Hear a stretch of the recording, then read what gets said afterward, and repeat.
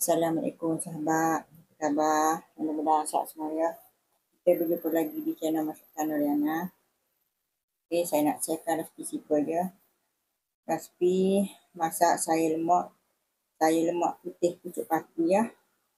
Ni pucuk paku, masukkan udang sedikit dengan ni labu kuning ya. Ni bahan-bahannya, ikan bilis ni 1 genggam, saya tumbuk je ya ikan bilis. Bawang merah tu saya iris. Masuklah lada besar dalam 3 biji ya. Okay, simple je masak ni. Masak lemak putih ya.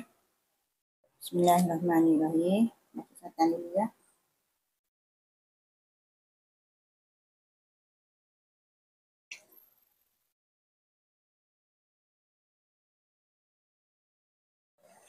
Ni boleh tambah air ya.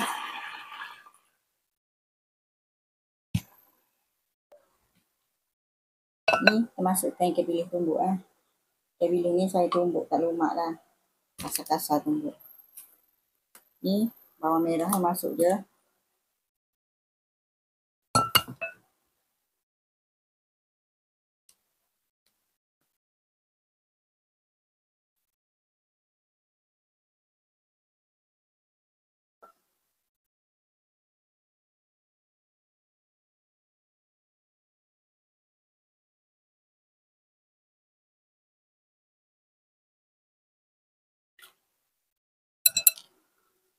Ni saya masuk labu kuning dulu ya.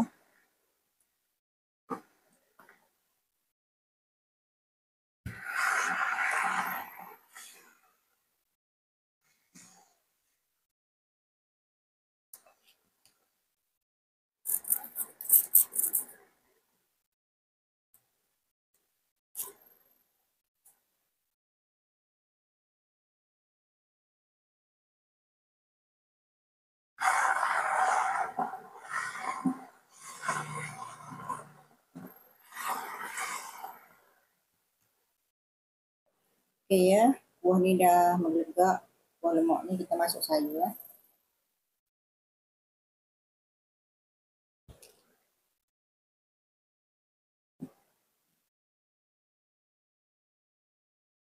Ni masuk sekali udang ya.